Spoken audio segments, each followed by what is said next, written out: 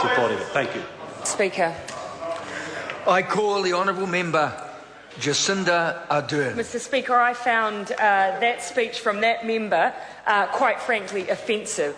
The implication from that side of the House that we hear continually is that somehow this side of the House, all opposition members, don't have an interest in improving the lives of children, particularly those who are in the home of people on government support. This notion that we pay to keep people on welfare rather than trying to move them into work, where apparently everything in life gets better when you're on a meagre minimum wage. Well, I have news for that side of the House, Mr. Speaker. 40% of the children living in poverty at the moment are in the homes of people who are working. They are the working poor. If you want to improve the lives of children in the homes of families who are already in work, you could start by lifting the minimum wage, Mr. Speaker. This bill is about poverty, and that side of the House is ignoring that it's not just about those who are on government support. Even in work, families are struggling. And, Mr. Speaker, that side of the House have tried to claim that there's not any incentive in this country to be in work. Do you know what the best incentive that we currently have? How much, Mr. McClay, does a sole parent on the DPB receive? How much does a sole parent on the domestic purposes benefit receive? With one child. With one child. What's the main benefit rate? The main benefit rate for the DPB? I hear silence, Mr. Speaker. Because that, Mr. McClay, is the best incentive we have to move into work. We pay $293 to a sole parent on the DPB. And what do we pay a 20-year-old on the unemployment benefit? Anyone. Anyone on that side of the House. I'll take offers. $170. It is time that we broke through the rhetoric, Mr. Speaker, and on that side of the House there's a constant implication that people are making a choice, a lifestyle choice, to be on government support, that they live in the lap of luxury, and that they're making poor and irresponsible choices on behalf of their children.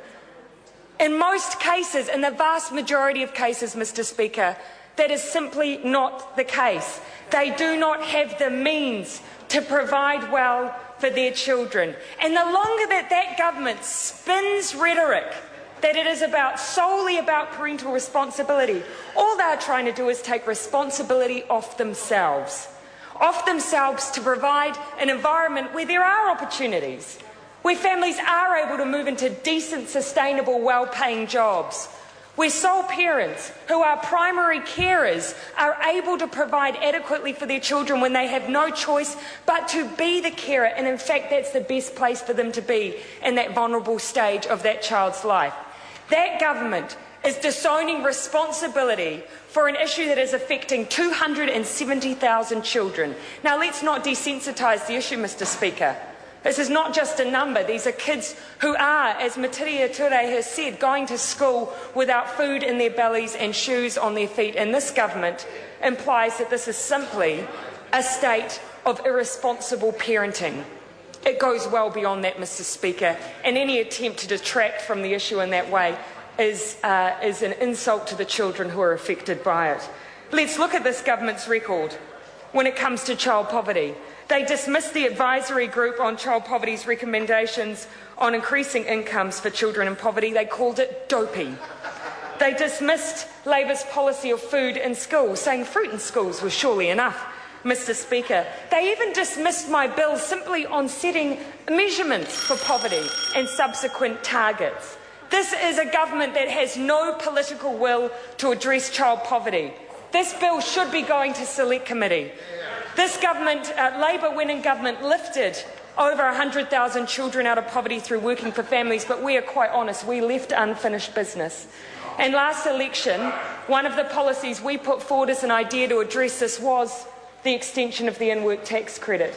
We have not removed that policy from the table, but we have been very open that we are looking at alternatives to see if there is another and better way to increase the incomes of the households with children who are in desperate poverty, and we will continue on that search. But until that point, we will be supporting this bill.